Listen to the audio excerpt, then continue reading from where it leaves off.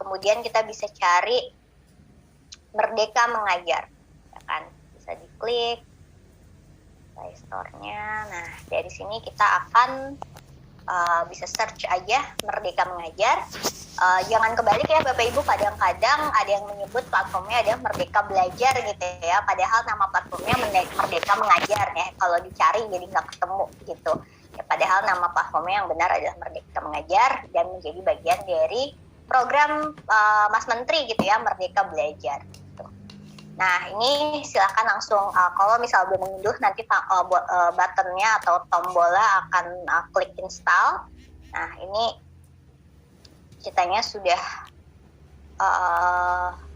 mengunduh gitu. Oh ini ceritanya baru mulai diunduh lagi, dan akhirnya setelah diunduh kita bisa masuk.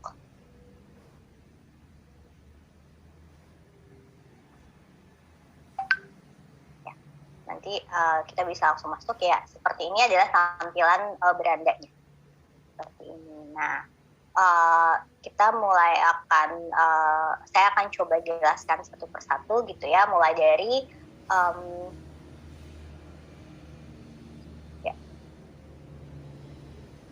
nah mulai dari bagian paling atas gitu ya, di sini ada kelas. Jadi biasanya Bapak Ibu nanti akan ditanya kelas gitu ya, membuat kelas ini hanya kepentingannya untuk assessment sebenarnya ya.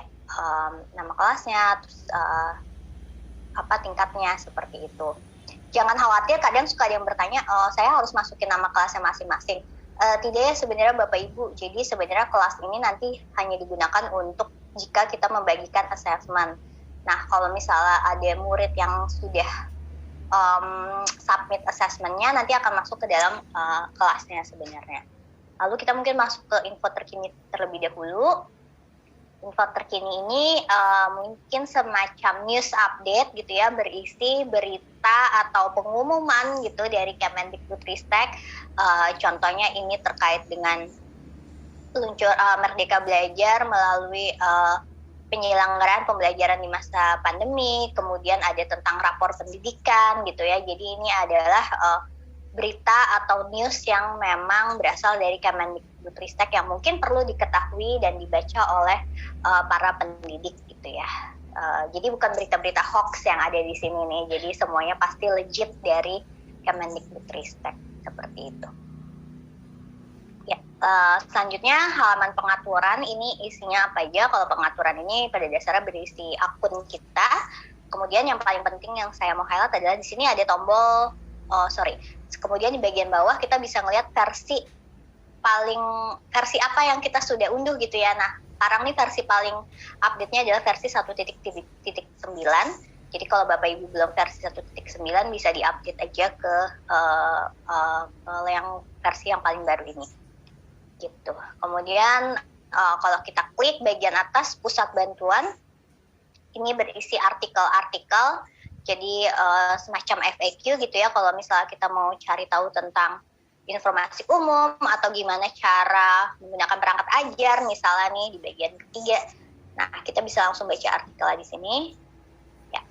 Lalu setelah membaca artikel, misalnya kita masih butuh bantuan customer service gitu ya, kita bisa klik hubungi bantuan di sini. Nah, kita pilih yang pertanyaan seputar platform Merdeka Mengajar.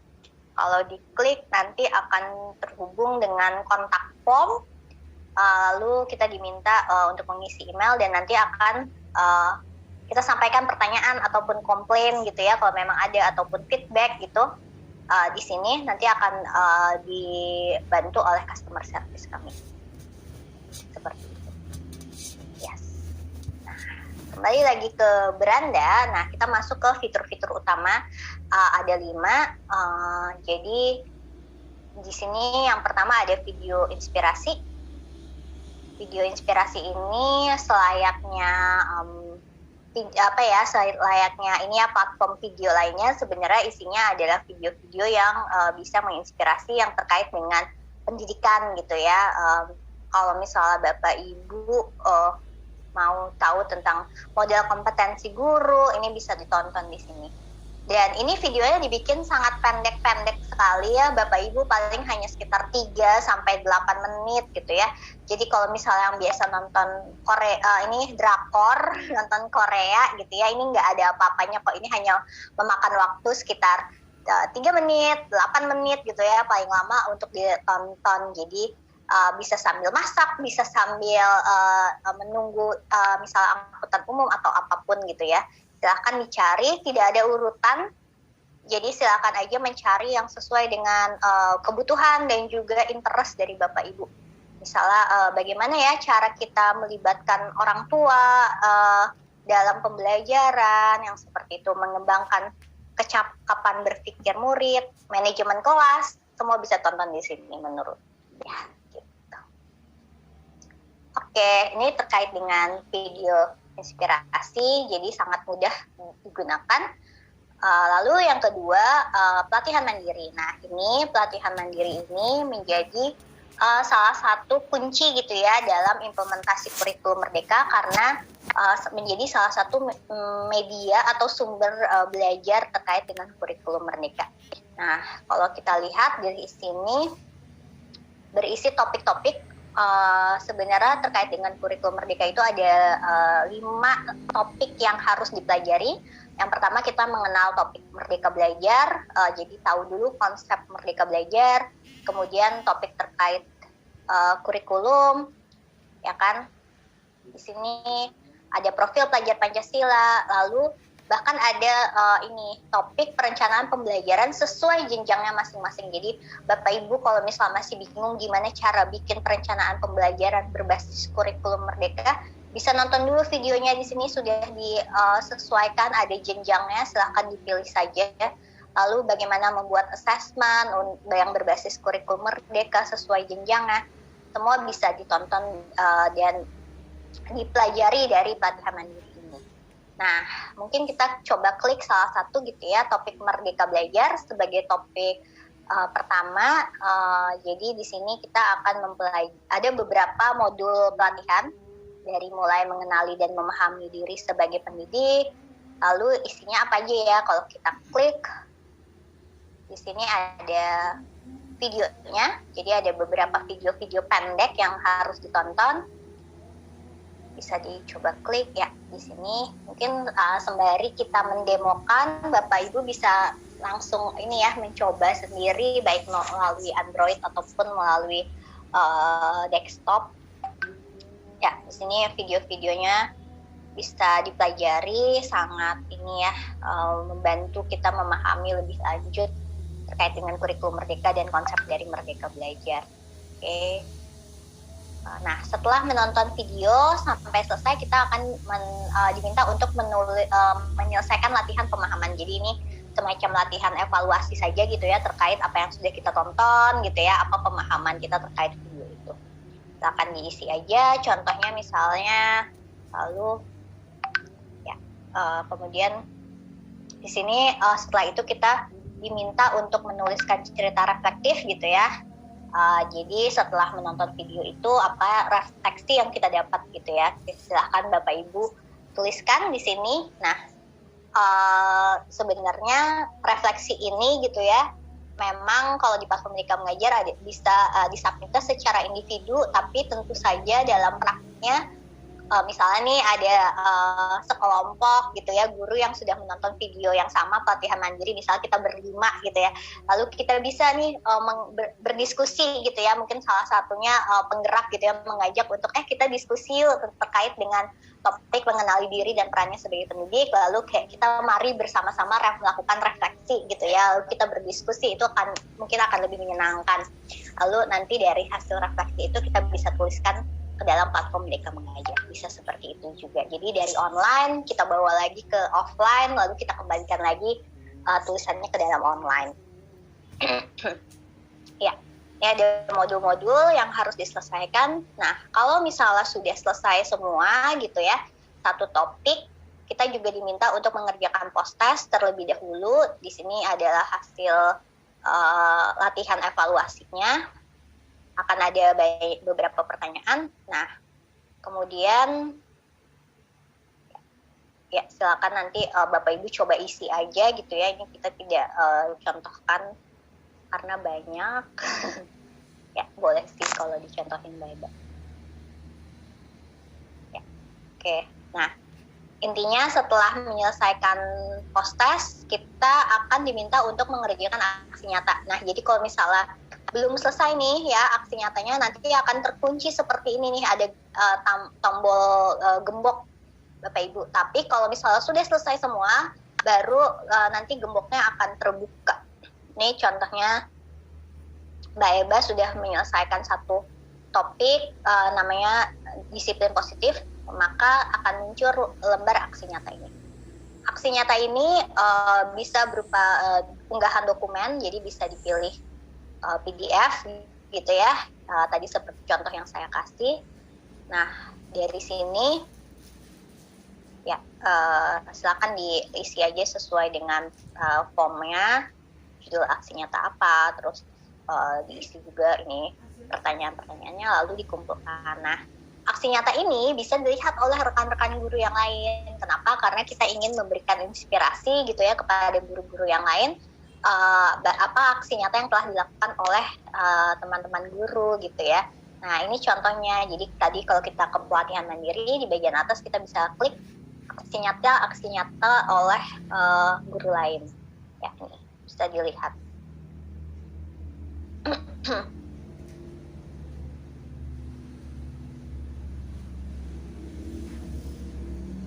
Ya, ini adalah contoh dokumennya.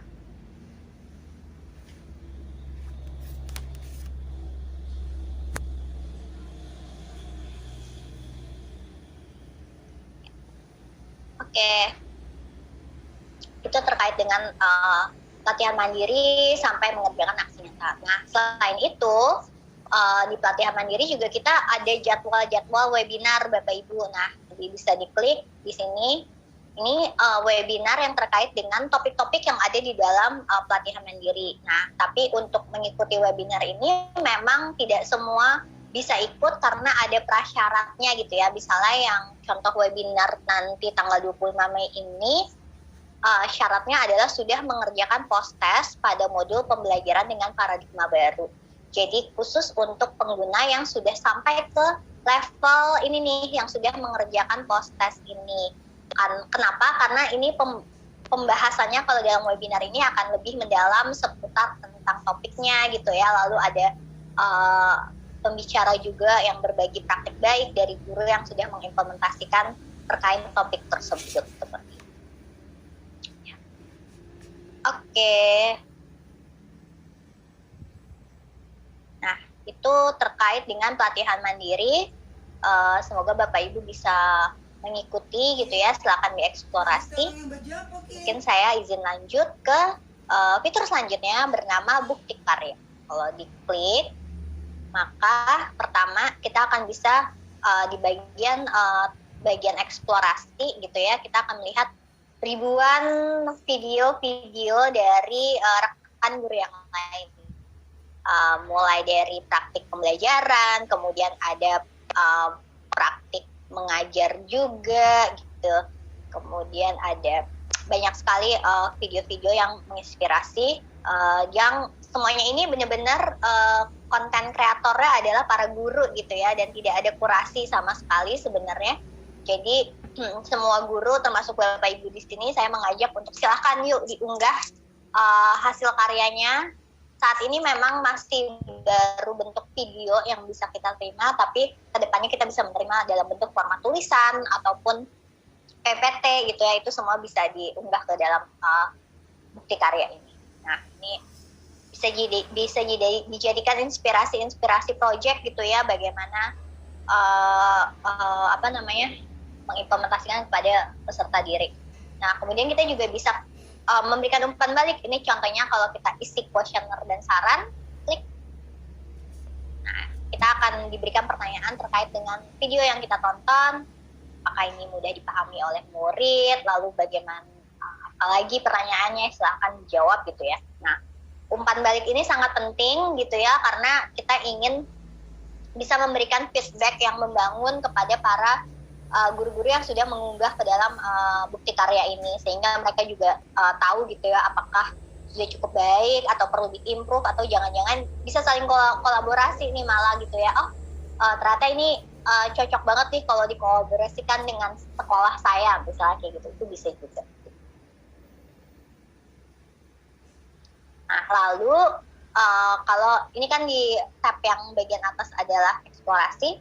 Nah, pertanyaan selanjutnya, kalau saya punya karya, gimana ya caranya untuk tambah karya saya? Nah, ini bisa langsung diklik, terus kita pilih format video. Nah, ini ada pertanyaan, sambungkan dengan YouTube. Jadi, sebenarnya video yang diunggah ke dalam platform Merdeka Mengajar itu, pertama kali harus diunggah dulu ke dalam YouTube pribadinya Bapak Ibu gitu ya. Nah, kemudian link dari setelah diunggah ke YouTube, linknya itu kemudian yang akan diunggah ke dalam bukti karya ini. Kenapa seperti itu? Karena kita ingin menjaga bahwa platform kita tetap enteng gitu ya untuk digunakan. Jadi sebenarnya yang diunggah itu hanyalah linknya, jadi bukan videonya langsung. Tetap mengunggahnya Bapak Ibu ke YouTube-nya pribadinya masing-masing, lalu diunggah ke dalam bukti karya saya ini. Gitu. Ya, ini contohnya Mbak Eba sudah mengunggah misalnya 2 video gitu ya. Oke, nah itu adalah 3 fitur yang terkait dengan ini ya, pengembangan kompetensi diri. Nah, selanjutnya fitur yang membantu untuk kegiatan belajar mengajar atau untuk mengajar lebih baik lagi. Yang pertama ada, kita mulai dari perangkat ajar dulu. Jadi perangkat ajar ini berisi referensi perangkat ajar gitu ya. Nah, ini contohnya misalnya kita ambil bahasa Indonesia fase fondasi, fase ya di kelas 3-4. Nah, di sini ada buku murid, ada RPP, ada buku guru gitu ya. Ini semua bisa Bapak Ibu unduh. Jadi semua perangkat ajar yang di sini bisa dijadikan referensi, atau mau digunakan petipluk juga bisa gitu ya. Jadi mungkin ada sekolah yang dalam tahap butuhnya referensi, tapi saya perlu mengembangkan sendiri perangkat-perangkat ajar saya gitu ya, atau bahan ajar saya, monggo silahkan. Ada yang mau digunakan langsung plek-ketiplek gitu ya, bisa saja digunakan seperti itu. Sorry Mbak Eba, balik lagi perangkat ajar ini, kita juga bisa membuat folder-folder gitu ya, jadi memudahkan Bapak Ibu kalau misalnya mau mengajar tidak perlu cari-cari lagi, tapi kita sudah menandai dulu gitu ya di satu waktu. Misalnya kita menemukan 10 perangkat ajar yang menarik gitu ya, kita sudah membuat satu folder untuk itu. Jadi nanti bisa langsung dibuka saja. Nah, selain itu kita juga setelah kita mengunduh gitu ya, kita juga bisa mengakses secara offline. Jadi kalau misalnya tombol akses offline ini dinyalakan, kita bisa mengakses jika memang tidak ada internet gitu ya, ini bisa diakses secara langsung jika memang sudah pernah diakses sebelumnya atau sudah diunduh. Nah, itu terkait dengan perangkat-perangkat ajar. Mungkin saya mau spesifik ke fase fondasi Mbak Eba, jadi mungkin di sini ada Bapak Ibu guru PAUD ya. Kita suka menemukan pertanyaan yang memang ini perlu dilakukan improvisasi di dalam fitur kita gitu ya.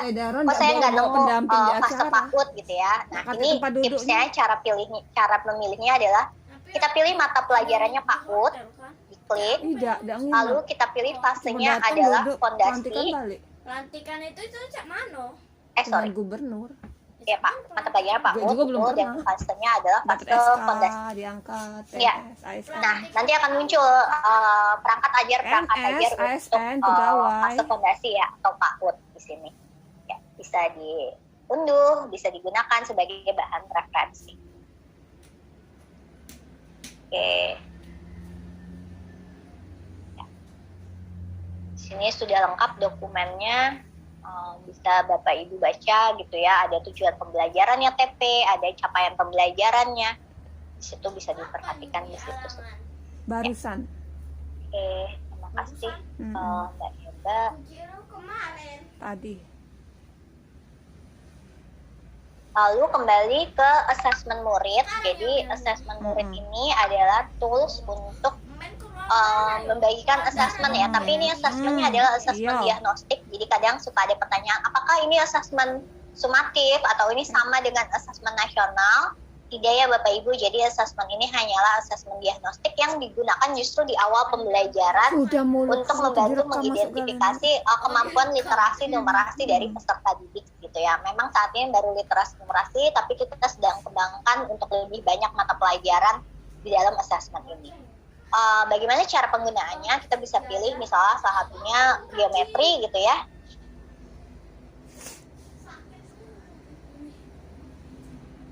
Bisa diklik. Sekolah bela kirana ada usah melok Bu Ye. Oke. Nah, hebat, punten. Ini hang ya internetnya. Atau gimana?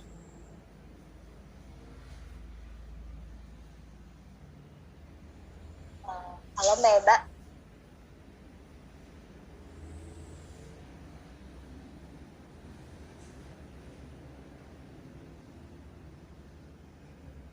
Oke.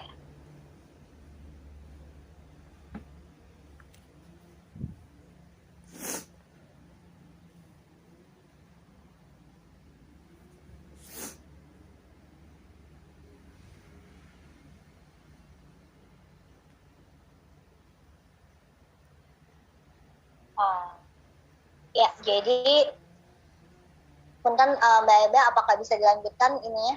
Kalau bisa ya soalnya ya. Jadi kalau misalnya kita klik geometri gitu ya salah satunya, ya nanti akan masuk ke tampilan seperti ini. Kita bisa pilih gunakan assessment.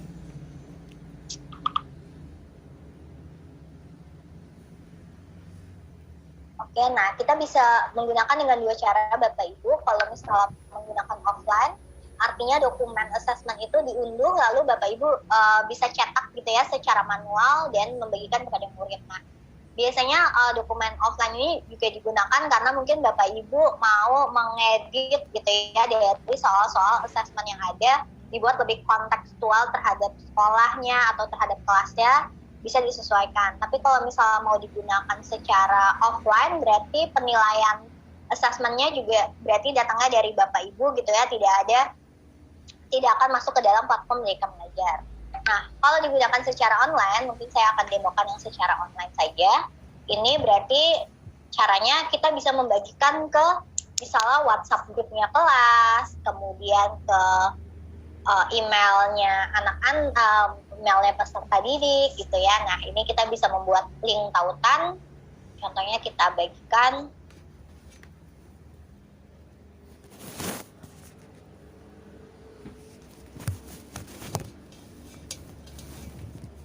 Lalu ini nanti akan ada linknya.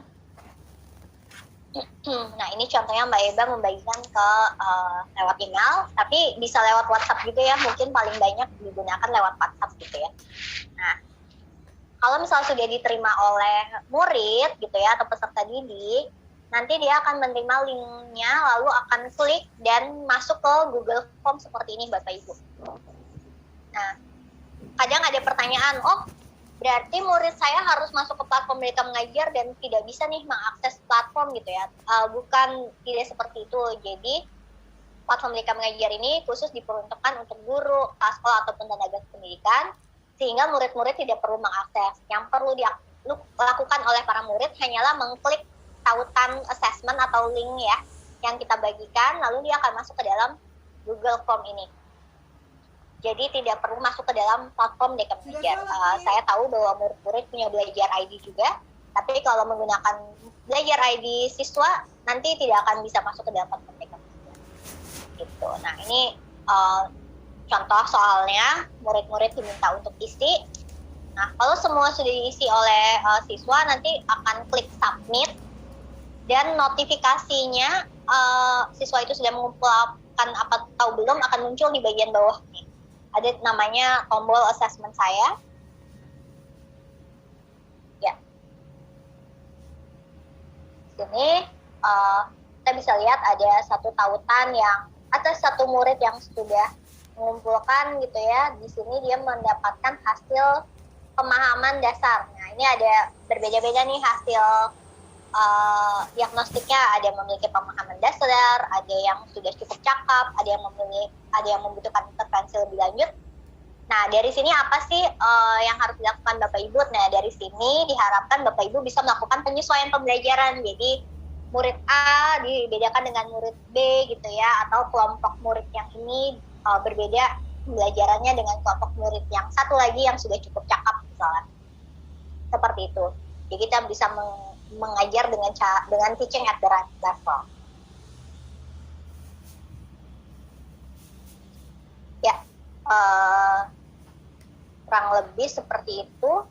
Jadi tadi kalau misalnya ditanya apa saya mesti masukin nama murid saya satu-satu, sebenarnya kalau misalnya Bapak Ibu punya WhatsApp grup kelas gitu ya, nanti kalau muridnya udah submit, otomatis akan muncul tuh namanya gitu ya. Jadi Bapak Ibu tidak perlu menuliskan namanya, tapi kayak akan muncul sesuai dengan nama akun belajar.id-nya mereka dari para siswa gitu, atau akun yang digunakan untuk mereka mengakses Google Form. Oke, selanjutnya di bagian beranda, ini terkait dengan 5 fitur utamanya sudah selesai. Nah, tapi di bagian beranda ini ada satu tombol di bagian bawah itu tentang kurikulum merdeka. Di situ Bapak Ibu bisa mempelajari lebih lanjut terkait dengan kurikulum merdeka. Di sini bisa dibaca informasinya lebih lanjut gitu ya terkait dengan kurikulum merdeka. Ya, seperti itu. Banyak panduan-panduan terkait kurikulum merdeka yang bisa dipelajari. Ya, mungkin saya mau kembali ke pelatihan mandiri Mbak Eba, jadi saya mau meng-highlight ulang gitu ya bahwa topik-topik yang perlu dipelajari terkait dengan kurikulum merdeka di sini adalah 1. Merdeka Belajar, lalu kurikulum, lalu profil pelajar Pancasila, kemudian mempelajari perencanaan pembelajaran SM sesuai dengan jenjang, kemudian ada dari situ bisa pilih antara topik assessment atau penyesuaian pembelajaran karakteristik murid, atau selanjutnya bisa mempelajari tentang proyek profil penguatan pelajar Pancasila. Di sini kami sudah menyediakan juga sesuai jenjang. Jadi Bapak Ibu bisa menonton langsung saja sesuai atau mengikuti pelatihan sesuai dengan jenjangnya masing-masing. Tidak perlu semua jenjang diikuti ya Bapak Ibu. Gitu. Baik, terima kasih banyak. Mungkin sekian paparan dan demo dari saya, Bapak Ibu. Saya kembalikan ke Bapak Ibu sebagai moderator. Baik, terima kasih Mbak Lasti untuk paparan dan